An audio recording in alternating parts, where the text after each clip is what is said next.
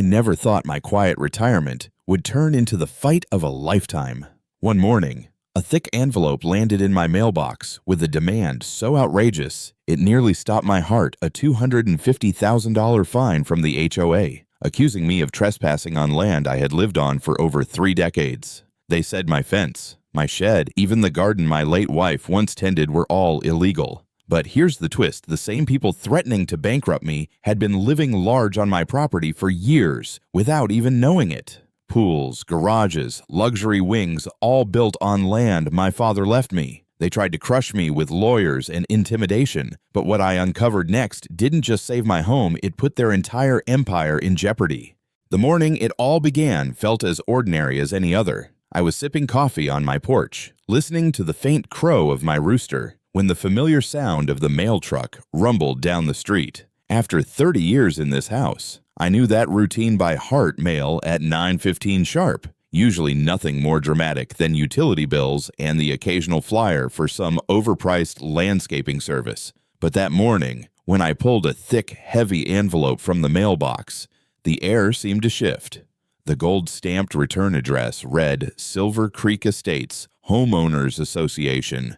My gut tightened. I hadn't had much to do with the HOA, never needed to.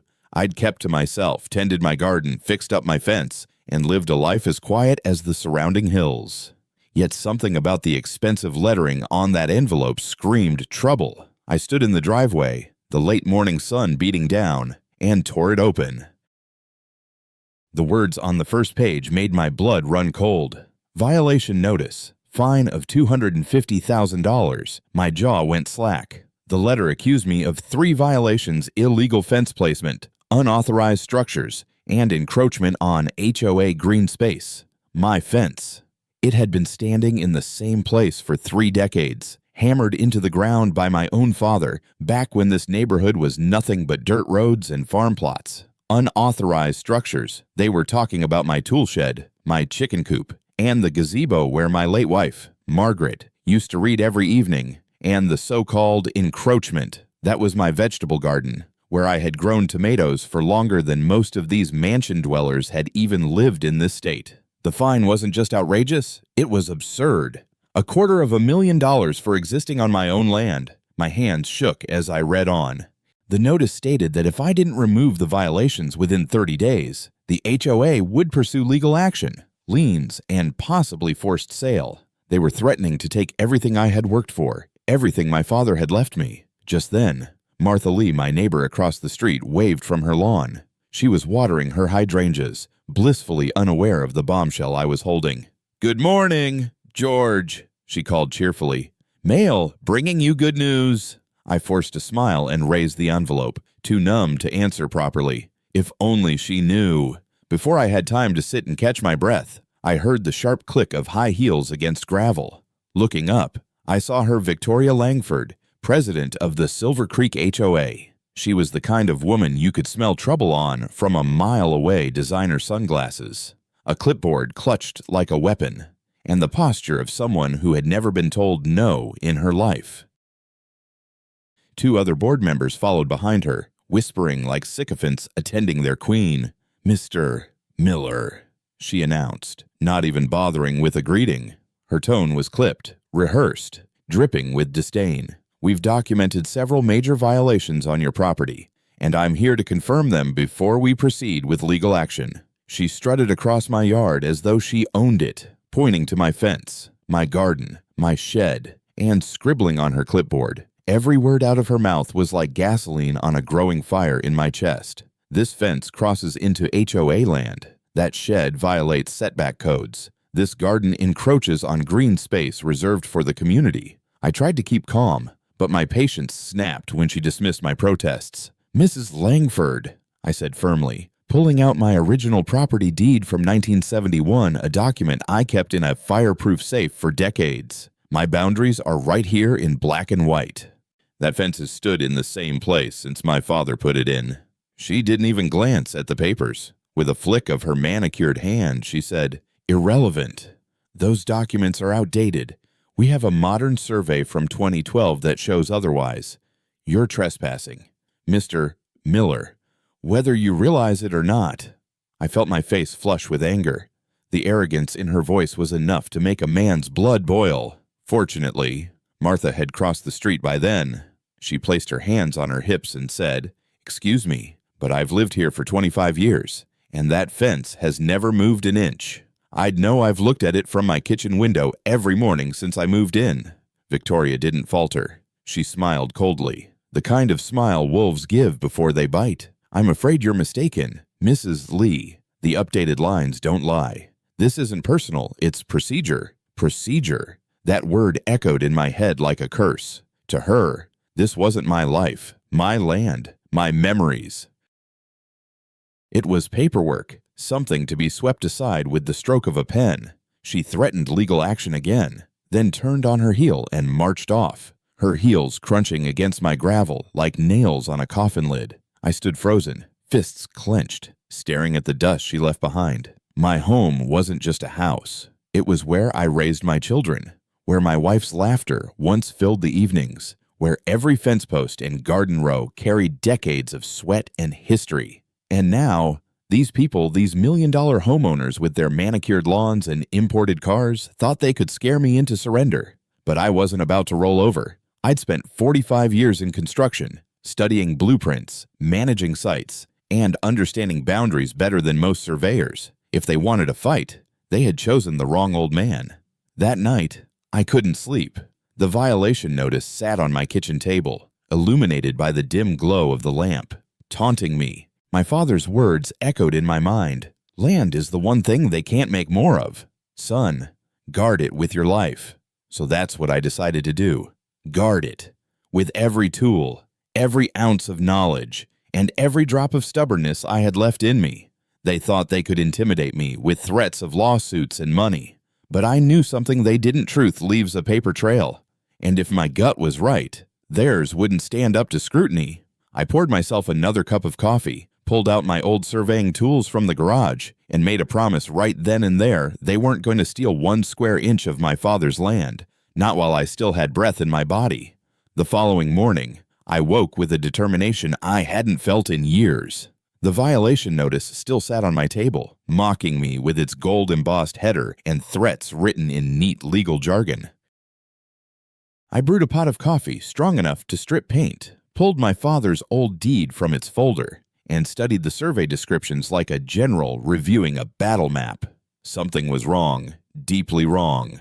According to the HOA's letter, the boundaries had shifted in 2012, but why would a boundary survey be necessary decades after these homes were built? Property lines don't shift just because someone with money wants them to. Boundaries are recorded in county offices, protected by law, and enforced through deeds. My 1971 document wasn't just some outdated relic, it was legally binding. Yet Victoria Langford dismissed it as if it were yesterday's newspaper. I needed answers, and I knew exactly who to call.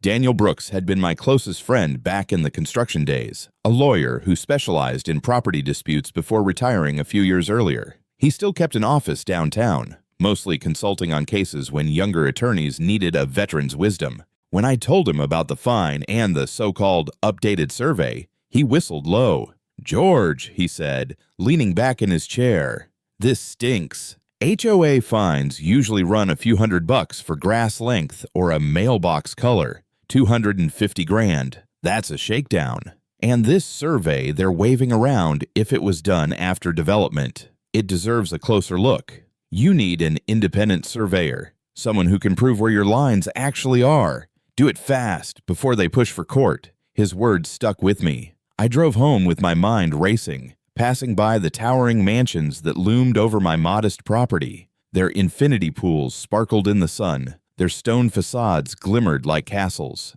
and I couldn't help but notice how much of that luxury seemed awfully close to my land. That evening, I dug into my garage. Dust clung to the old cases as I pulled them open, my surveying tools, untouched for years.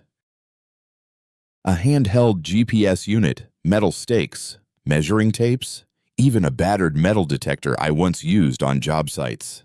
I felt a strange thrill in my chest. It had been a long time since I'd used these tools.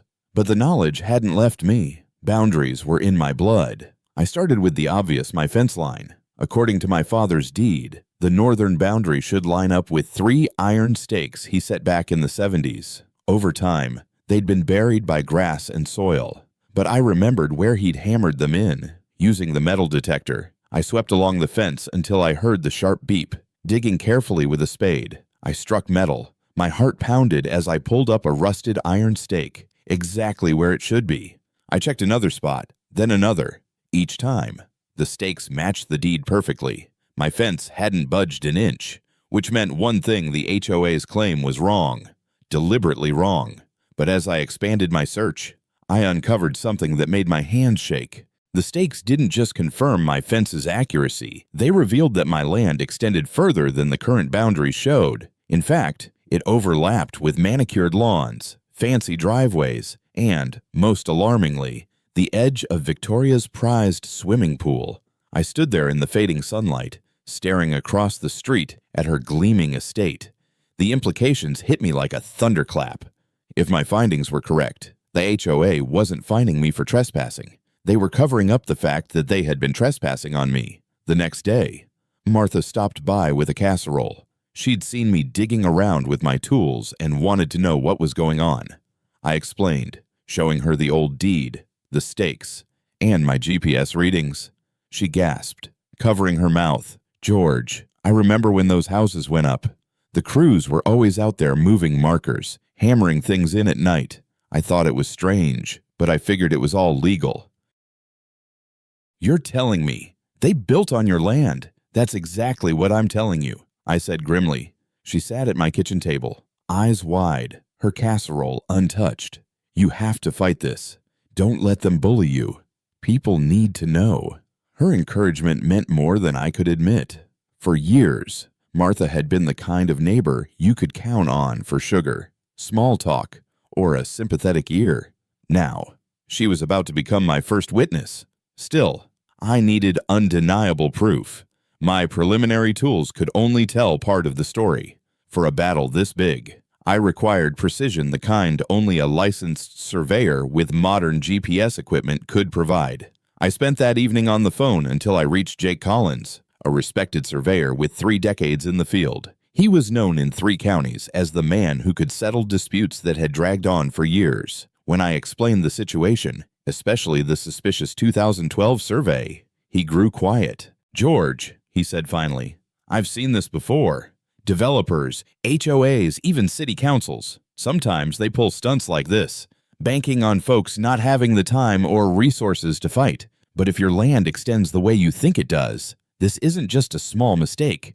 This is fraud. Systematic fraud.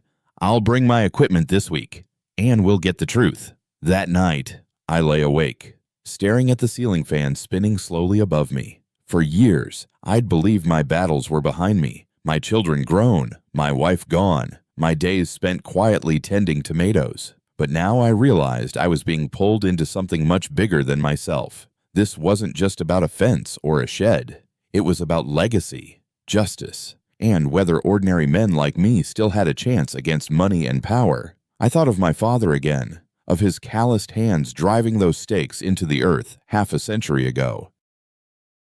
He'd always said land was sacred, not because of its value in dollars, but because it represented freedom, independence, stability for a family's future. That night, I made another promise to myself: I would see this fight through, no matter how ugly it became. The HOA thought they could bury me with fines and intimidation. What they didn't realize was that they had awakened something they weren't prepared for: an old man with nothing left to lose and everything to prove. And as dawn broke the next morning, I knew this was only the beginning. Jake Collins arrived early on a crisp Thursday morning, his pickup loaded with high-tech equipment that looked more like something from NASA than anything I'd ever used in my construction days. He stepped out, shook my hand firmly, and wasted no time unloading tripods, GPS base stations, laser scanners, and boxes of tools that gleamed in the sunlight. "George," he said, setting up his first station with the precision of a surgeon, "this is going to take a few weeks, but when I'm done, there won't be any doubt where your property lines really are." We started with my northern boundary, the one Victoria claimed was cutting into HOA green space. Jake positioned his GPS unit, calibrating it with satellite signals and county benchmarks. I stood beside him as he pulled up the data on his tablet, numbers streaming across the screen like code in a spy movie. After a long moment, he turned to me with raised eyebrows. "You're not crazy. Your fence is exactly where it should be, down to the inch." I let out a breath I hadn't realized I was holding. But then he frowned, zooming out on the map overlay. "But that's not all. Your deed describes a lot line that extends 35 feet further east than your fence, which means," he turned, pointing directly toward Victoria's property, "her pool deck. That's sitting on your land." The words sank into me like ice water. My modest little fence, the one they accused of trespassing, had actually left a chunk of my rightful land unused. And that unused strip was now home to a six-figure infinity pool, marble patio, and half her tennis court. Jake didn't stop there. Over the next several days, he worked methodically, mapping every boundary, every corner, every overlap. The more he uncovered, the worse it got for the HOA. On the west side, Nathan Cross's 4-car garage and circular driveway sat almost entirely on my acreage. To the south, Elena Foster's sprawling master suite with its floor-to-ceiling windows and spa-like bathroom jutted 20 feet over my deeded land. Jackson Murphy's outdoor kitchen and pizza oven mine. Even Bethany Wells's manicured front lawn and decorative fountain were planted in soil that legally belonged to me. Each discovery made my pulse race faster. What started as a petty harassment fine had transformed into something monumental. $5 million homeowners had built their dream estates on stolen ground. Martha stopped by nearly every day to check on progress. She'd bring sandwiches or sweet tea, but mostly she came to watch history unfold. I knew something was fishy back then, she muttered one afternoon, watching Jake pull another iron stake from beneath a bed of Victoria's imported roses. Those crews were out at night, moving markers around. I thought it was just part of the job. But now, this proves it. They buried the truth, literally. Her testimony alone could crush the HOA's defense, but Jake's data was the real nail in the coffin. He documented everything with photos, GPS coordinates, and signed reports, each page a dagger pointed at Victoria's empire. One evening, after Jake packed up for the day, I walked my property line slowly, the orange survey flags fluttering in the breeze. I couldn't help but feel a strange mix of triumph and dread. On one hand, I'd been right all along. My land was mine, and no HOA could rewrite history. On the other hand, I knew revealing this would unleash a storm like nothing I'd ever faced. These weren't just nosy neighbors. These were wealthy, powerful people with reputations to protect and lawyers on retainer. Sure enough, the storm came quickly. Victoria herself marched across my driveway the following morning, heels clacking like gunfire. She didn't bother with pleasantries. "Mr. Miller," she snapped, "we've received reports that you've hired an unapproved contractor to perform unauthorized surveying activities on HOA land. This is a direct violation of community policy." I almost laughed in her face. "Unauthorized? You mean on my property?" I asked, gesturing to the flags Jake had left. She sneered. "That land belongs to Silver Creek Estates. Our survey proves it."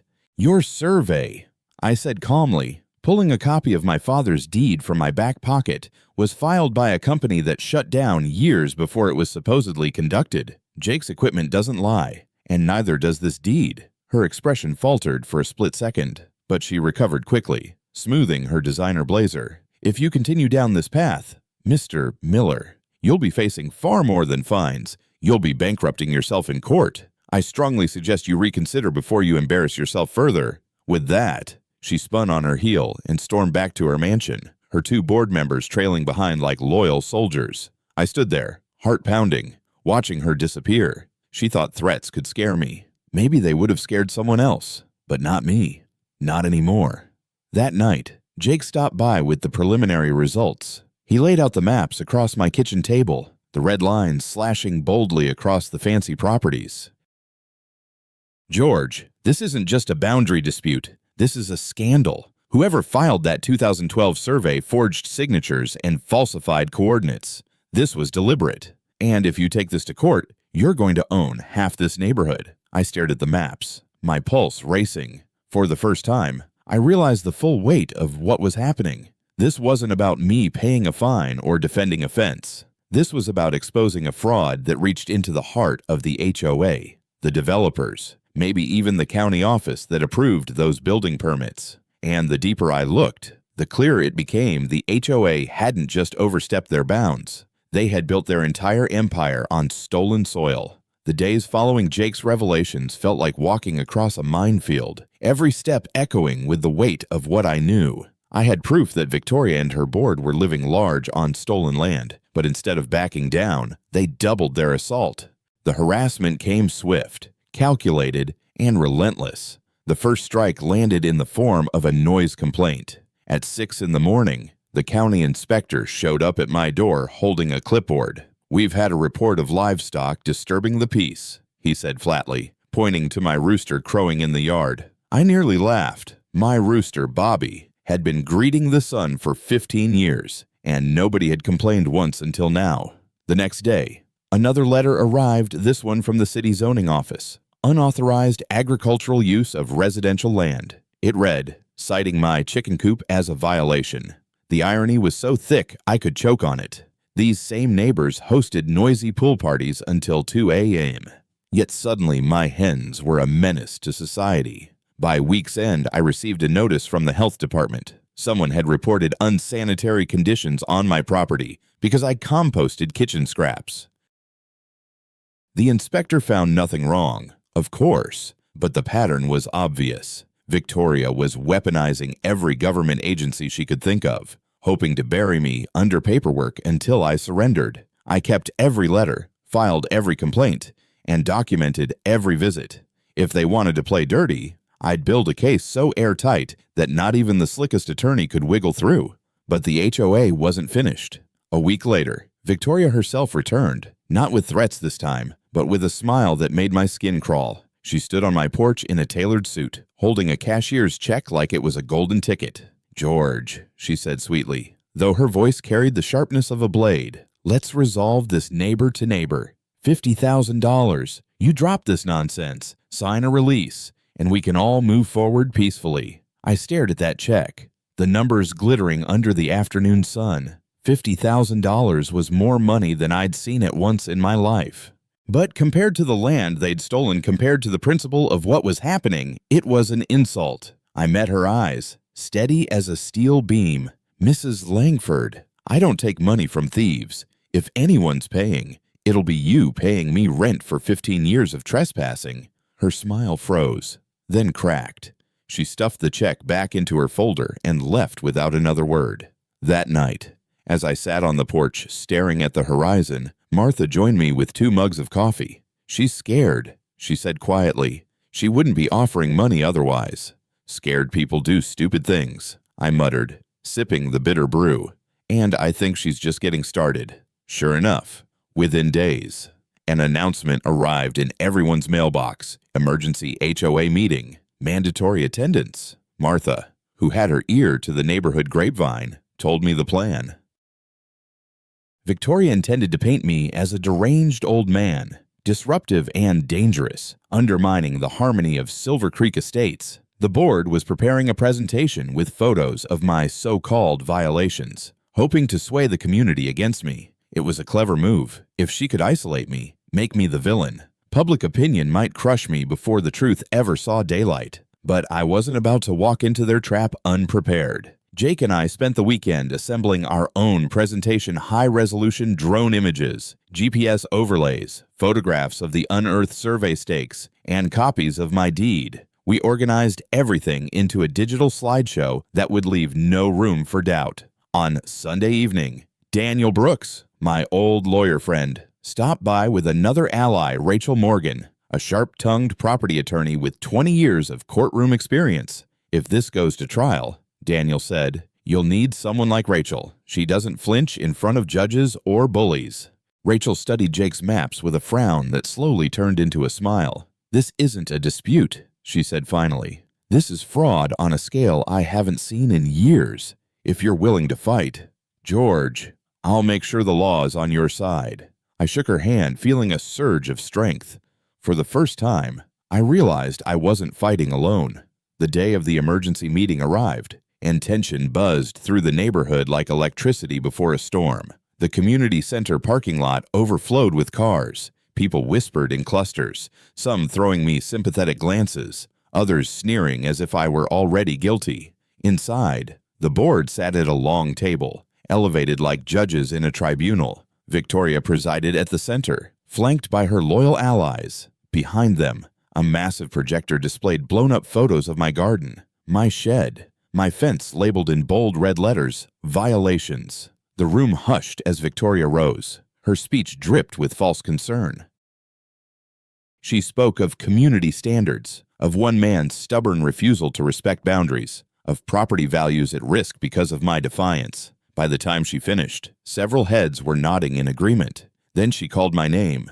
"Mr. Miller, you may present your defense." I stood slowly, feeling every eye on me. My knees ached, my hands trembled, but my voice was steady. I connected Jake's laptop to the projector, and the first image appeared, a drone shot of the entire neighborhood. GPS-verified lines slicing boldly across the screen. Gasps rippled through the room as the red boundaries cut straight through pools, garages, and gardens, exposing the truth in bright, undeniable color. "Ladies and gentlemen," I began, my voice carrying across the silent hall.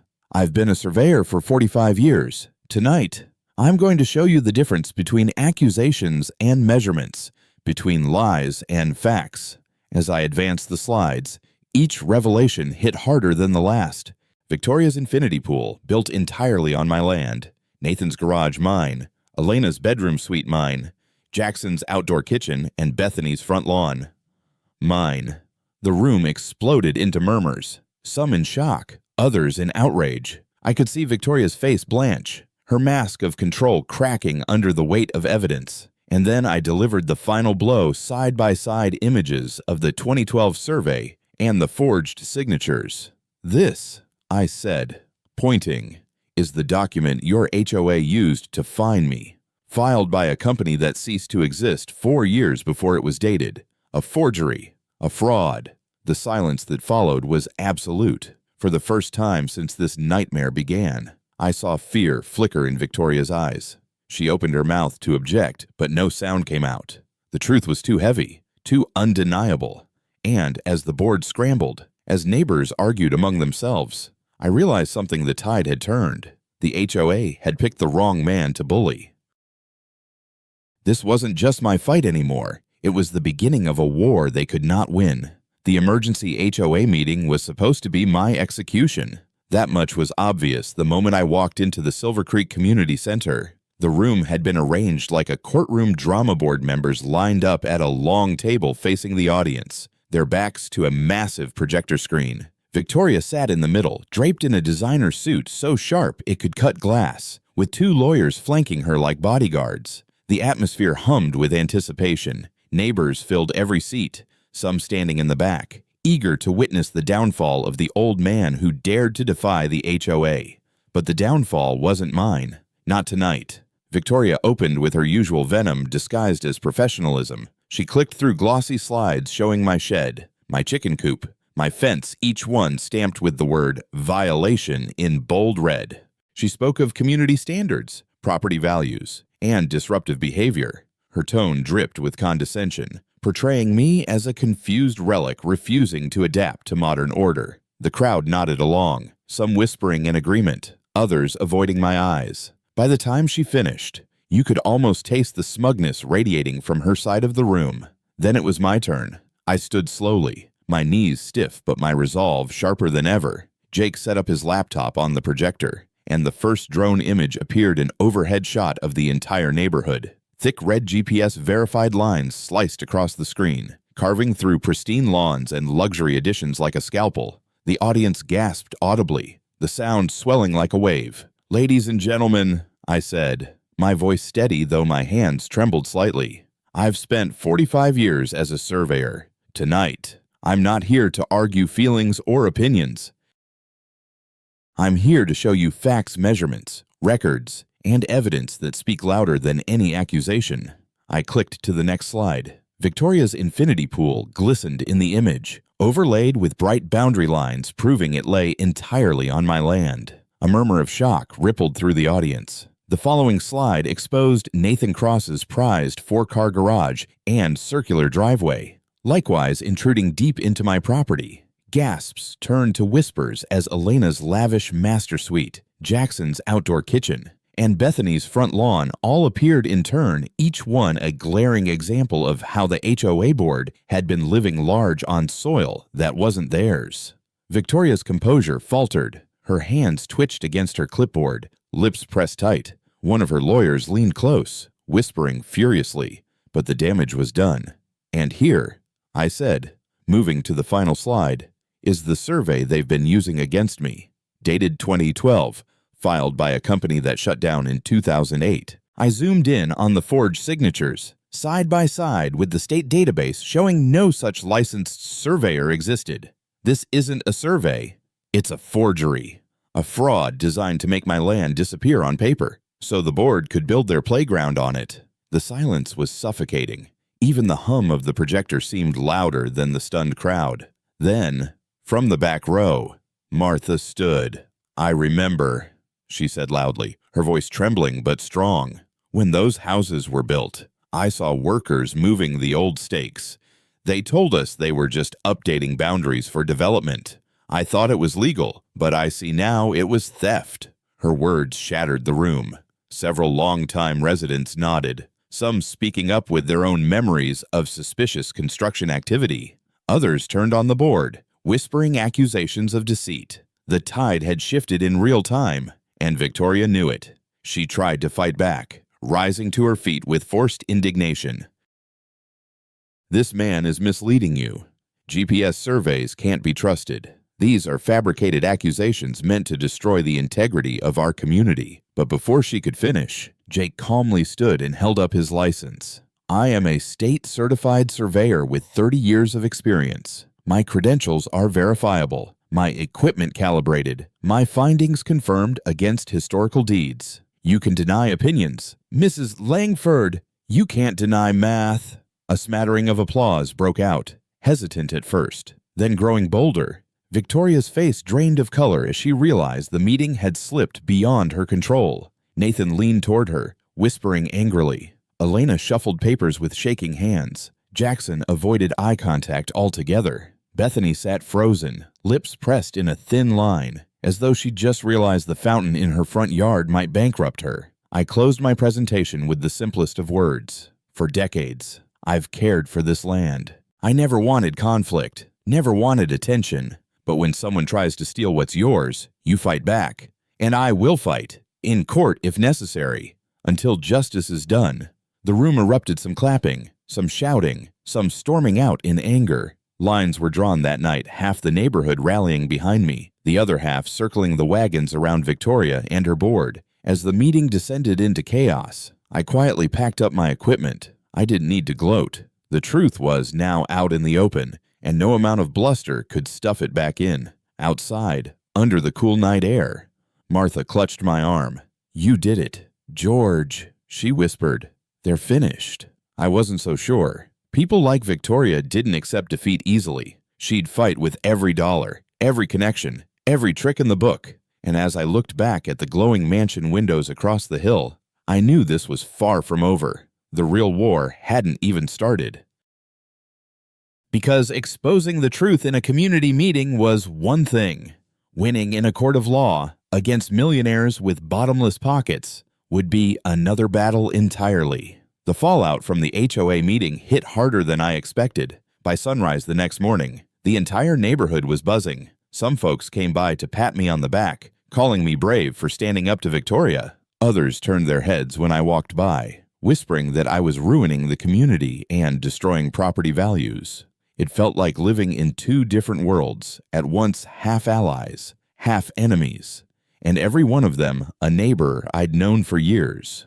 But what I feared most arrived in the form of a letter stamped with the seal of the county courthouse. Victoria hadn't wasted a moment. She'd filed a lawsuit accusing me of fraud, harassment, elder abuse, and intentional infliction of emotional distress. The words leapt off the page like poison. They weren't just trying to bankrupt me, they were trying to brand me as some kind of bitter, senile menace. That same afternoon, I drove into town to meet Rachel Morgan, the property attorney Daniel had introduced me to. Her office was lined with thick law books and framed verdicts from cases she'd won.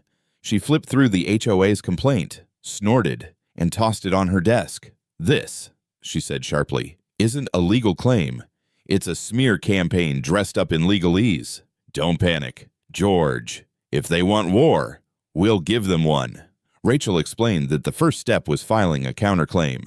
We weren't just going to defend my land, we were going to go after the HOA for fraud, trespass, and damages for 15 years of illegal use. Hearing her speak with such confidence was like a gust of fresh air. For the first time since this nightmare began, I felt like the playing field had leveled. Jake Collins joined us in the office that evening, dropping a thick binder of survey data onto Rachel's desk. "Every inch of this is bulletproof," he said. "Satellite confirmations, coordinate overlays, photographic evidence, and chain of title analysis from your original deed forward. I've seen sloppy cases before. This isn't one. This is a smoking gun."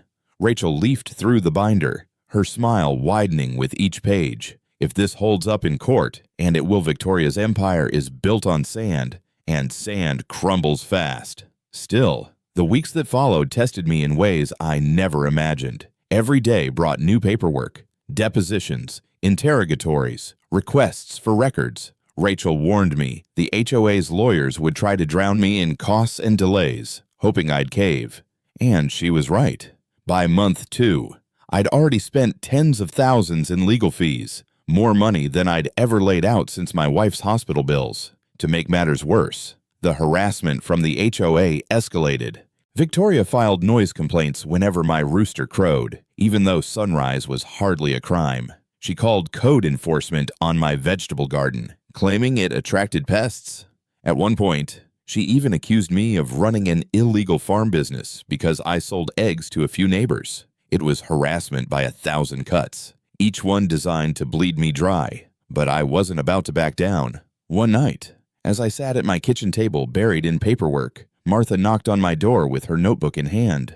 "I've been keeping track," she said proudly. She flipped it open to reveal pages of notes every time she saw a board member sneaking into Victoria's house, every shady conversation overheard, every suspicious visit from inspectors. "They're desperate, George. They know they're cornered." Her dedication nearly brought me to tears. I wasn't fighting alone anymore. The story spread beyond Silver Creek. A local news crew caught wind of the dispute, framing it as a David versus Goliath saga, a retired surveyor standing against a powerful HOA. Before long, property rights groups reached out, offering advice, sometimes even small donations to help with legal costs. What started as a neighborhood squabble was snowballing into a statewide spectacle. The HOA tried to counter the publicity with their own narrative, painting me as an unstable old man out for revenge.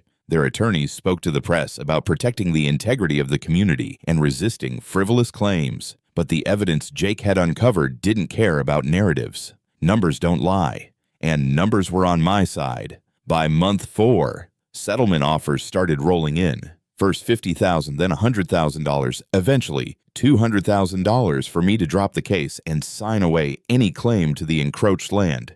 Each time, Rachel slid the papers across her desk to me with raised eyebrows. Each time, I pushed them back. "George," she said finally, "most people would have taken this money and run. Are you sure you want to keep pushing?" I looked her square in the eyes. "I'm not here for a payday. I'm here because they stole what was mine.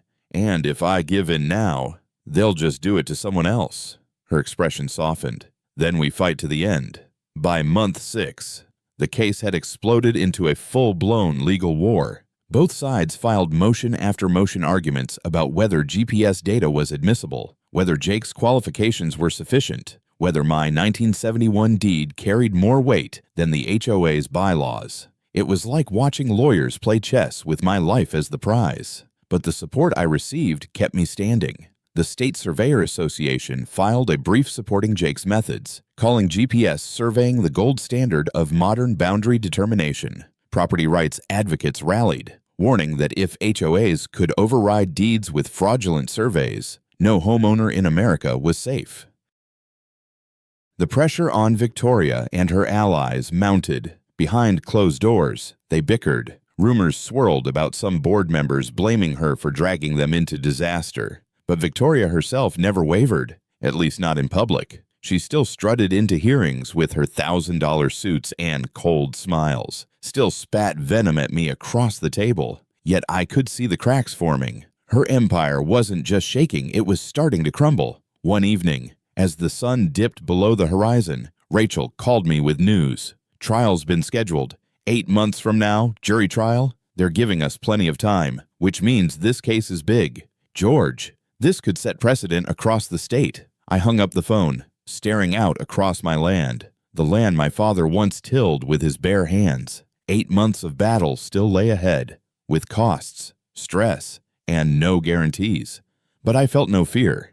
What I felt was resolve. They thought they could intimidate me into surrender.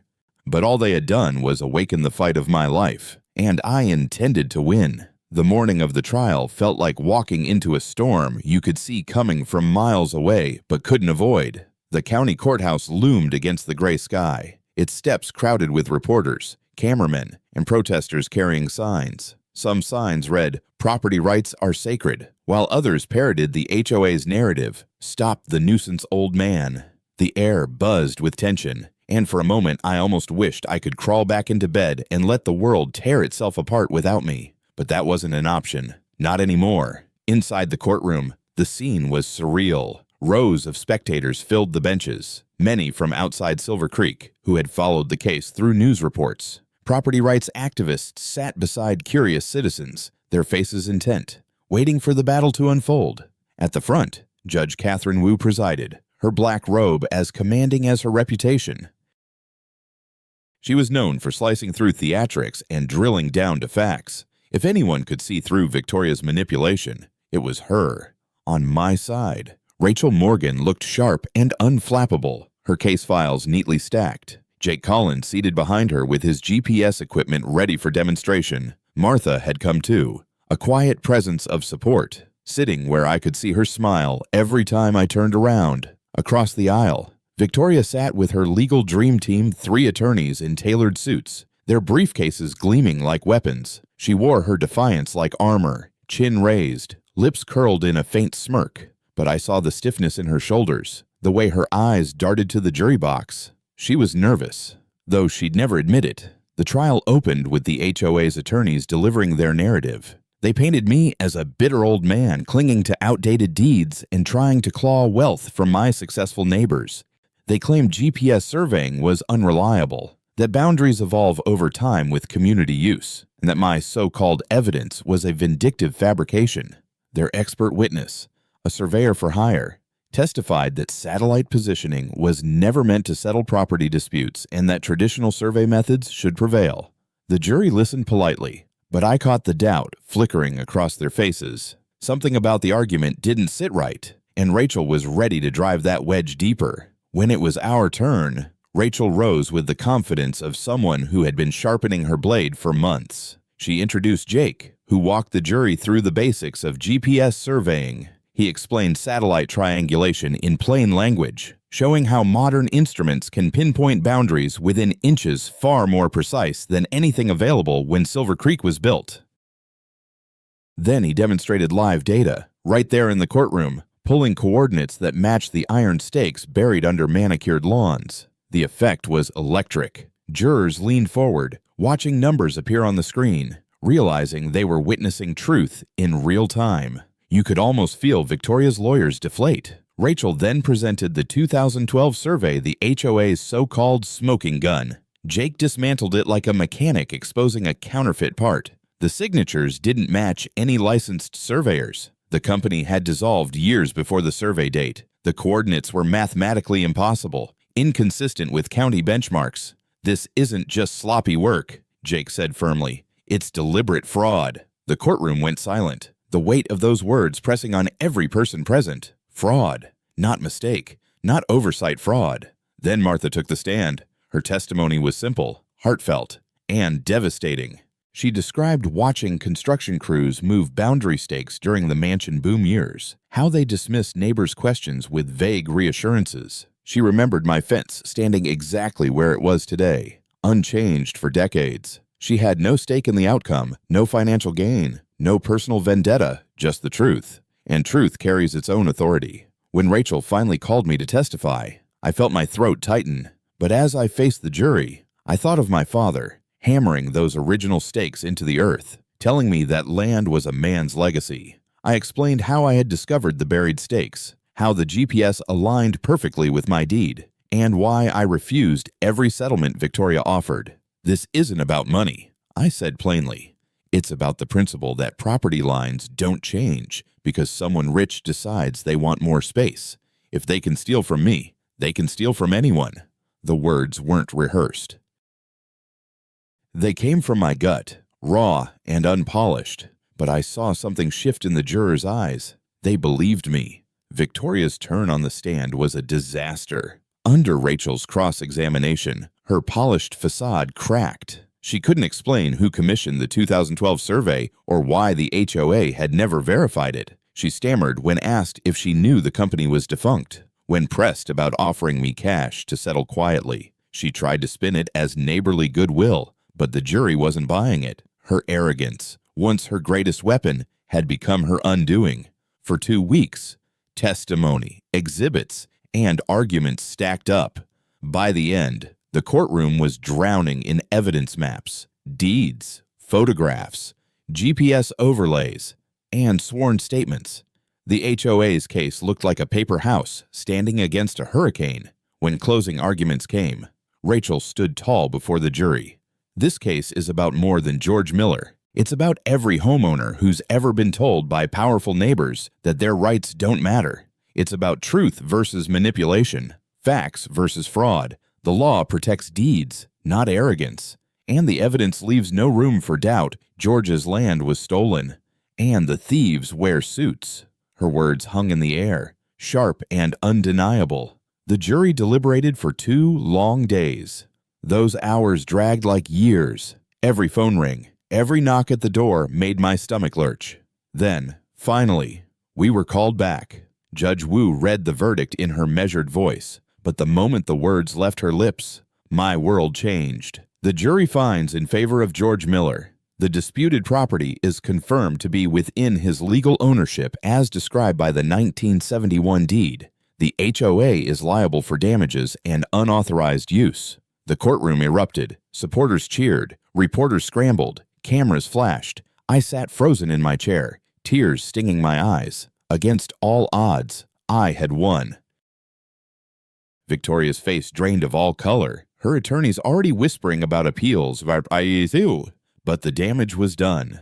The fraud was exposed. The truth upheld. And for the first time in months, I could breathe without the weight of dread crushing my chest. Walking out of that courthouse, the sky seemed brighter, the air lighter. I wasn't just George Miller, the old man with a rooster and a tomato garden. I was the man who stood his ground and proved that even against wealth and intimidation, the truth could prevail. But victory came with a price, and the aftermath would prove just as complicated as the battle itself. Victory in the courtroom should have felt like the end of the war. But as I soon discovered, it was only the beginning of a new life, one where my role shifted from embattled homeowner to reluctant landlord of millionaires. The judge's ruling was clear. The HOA board members and their families had built luxury additions pools, garages, master suites, fountains on land that legally belonged to me. They were given a choice: either remove the structures at their own expense or pay me monthly rent for the use of my property. It was a ruling that balanced justice with practicality, but it left those who once sneered at me with no good options. The first rental check arrived in the mail 2 weeks later. I'll never forget opening the envelope and seeing Victoria's elegant handwriting on a payment made out to me for the privilege of keeping her infinity pool on my land. It was only a fraction of the cost of demolishing and rebuilding, but the symbolism hit harder than the dollars. The same woman who had once waved her manicured hand and called my deeds irrelevant now wrote my name carefully on every check, a reminder that the ground under her castle wasn't hers at all.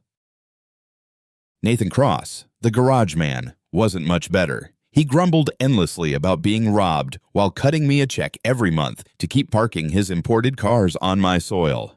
Elena Foster paid the highest rent of them all for her sprawling master suite, though she negotiated fiercely, unwilling to accept that her dream bathroom now had a landlord. Jackson Murphy, who had mocked my rooster during the HOA meeting, now handed over nearly $2,000 a month just to host his wine and pizza gatherings. Bethany Wells, yes, on the other hand, surprised me. Instead of fighting, she hired a landscaping crew to move her fountain and gazebo back onto her own lot.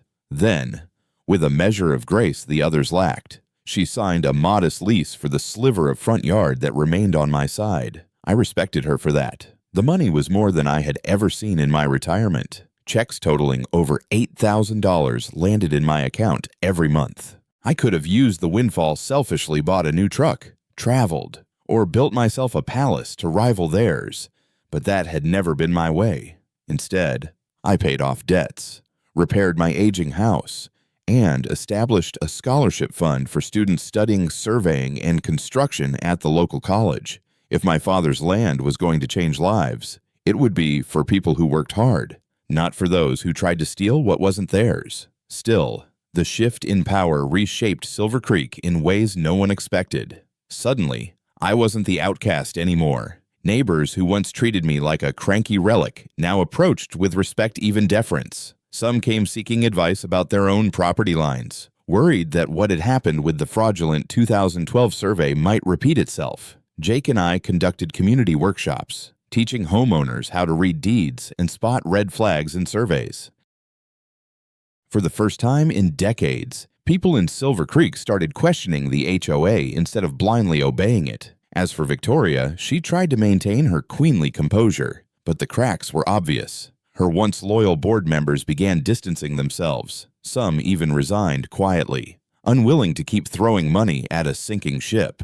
The HOA's reputation in the county was shattered. Realtors whispered about the Silver Creek case, and property values trembled under the weight of scandal. For Victoria, the humiliation was worse than the financial blow. She had lost her crown, and everyone knew it. Yet life wasn't all triumph and satisfaction.